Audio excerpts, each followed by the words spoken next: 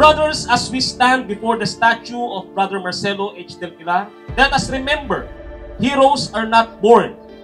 They are forged by conviction, tempered by truth, and immortalized by service. May this monument remind us that the light of masonry is not meant to be admired, it is meant to be lived.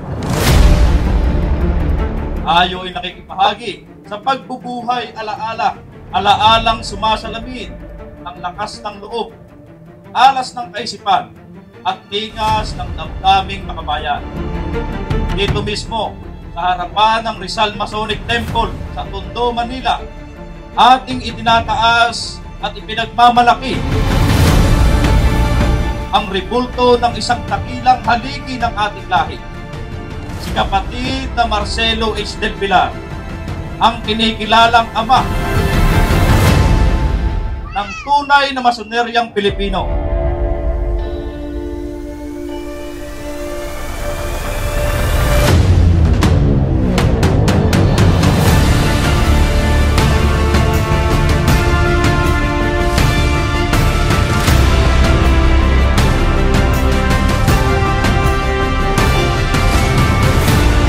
Sa araw na ito, sabay-sabay natin ipupulita ang isang bayani na hindi lamang nag-alay ng kanyang talino at tapang, kundi pati na rin ang kanyang buhay para sa ilang bayan. Kapatid na Marcelo H. Del Pilar ang naging tulay ng kaisipang masoniko mula sa banyagang loya patungo sa isang masoneryang Pilipino sa diwa, sa layunin at pakikibaka.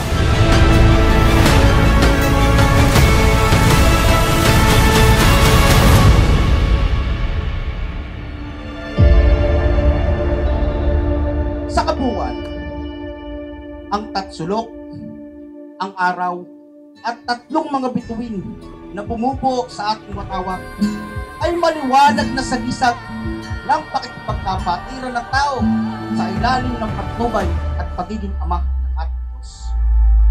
Kaya naman, ang rebultong ito ay hindi lamang sementong anyo na nakatayo sa harap ng ating templo.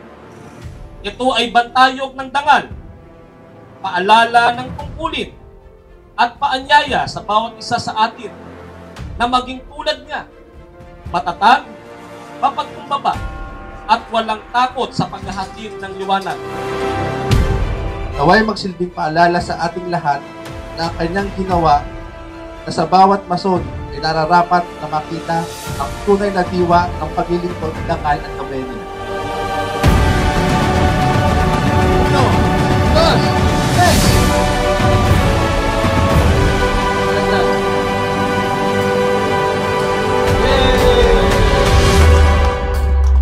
Hermano Marcelo H. Del Pilar, liwanag sa dilim, haligi ng kapatiran at tunay na anak ng bayan. Kami ay nagpupugay sa iyo at nangangakong ipagpapatuloy ang iyong dakilang simulain. Mga hermano, habang pinagmamasdan natin ang rebulto, tandaan natin, hindi si Hermano Kupan lamang ang ating tinitingala. Tinitingala natin ang ating sariling kakayahan na maging Marcelo Del Pilar sa ating panahon.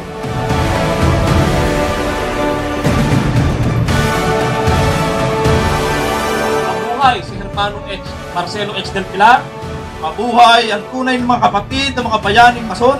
Mabuhay ang masoneryang Pilipino. Mabuhay ang ating respetable Loya Marcelo H. Del Pilar numero 103. Mabuhay ang ating Grand Loya Soberana del Pilipinas.